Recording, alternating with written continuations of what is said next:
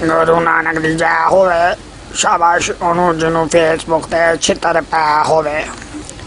मेरे भैनों ते भराओ जरा नेड़े नेड़े आओ, नाले जुत्तियां भी खाओ, नाले अपनिया मावां नू भी पुआओ। आओ आओ। हाँ भाई काका तू दस तू कौन है? जी पापा जी मैनू खाला मी तो कहते ने तो फेसबुक ते मैनू बड़ा ही चित्र पैंदे ने। आ वेखो चित्र खा खा के मेरा पिंडा लाल होया पिया। ओ मैं ते कहना कुत्ते दा पुत्तर केड़ा कम सानू दे गया। पापा जी तुसी ही सोचो ये साडू एंदा तो जान छुड़ाओ। भैया नहीं रहा पुत्रा, तेनू मैं की कहा ते तू की भौंकन दिया? ओ किते गया मेरा कंजर पुत्र तार? इदे पुत्रा इत्ते बैठा होया वा, नजर नहीं आंदा, अक्खां खोल के वेख जरा। अब्बा जी तुसी ते टट्टी विच डिग के मर गए हो ते ताजी जान नू स्यापा पा गए होए। आ वेखो चित्र पै पै के पिंडे लाल होए होए ने। सुना भी अच्छू बांदरी, तेनू किन्ने चित्र पैने फेसबुक ते?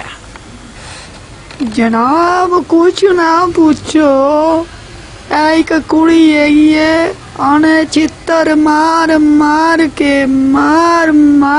के कान पे सेक देते ने, बड़ी जलन होती है जनाब। ते आकू जनाब ओने ते ताडे वेले दा चित्र संभाल के रखिया होया है। ओ ते गूं दे विच प्यों प्यों के चित्र पिया मारदा हैगा है। शाबाश अनी दियो पुत्रो, और मेरे जवान खोती दियो पुत्रो, इंजी कम करदे रहो, नाले मेरी तरह चित्र खांदे रहो।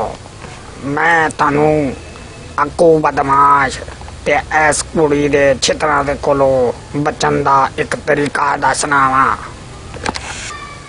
हुण दस भी दे कोती दे पुत्रा, सानू इंजी पोड़े कढवाएगा, बोलेगा भी कि नहीं? लाओ फिर ध्यान देना सुनो, मेरी गल कन खोल के सुनो। ए नाल जरा मेरे नाल अरबी आया होया ना, ए मैनू लैन से आया होया। ए कहंदा अरब दे विच अबू जहल दी नाल दी कबर खाली पई हुई है ते इन्हां ने खोद के रखी हुई है मेरे वास्ते। मैं हुण चलिया उत्थे ते तुसीं अपना काम जारी रखो, नाले चित्र पे खांदे रहो। अब्बा मौलवी पुछदे ने कि मैं मरिया से टट्टी विच डिग के मरिया से। चल भज तो खोटिए पुत्रा, निकलो भजो सारे।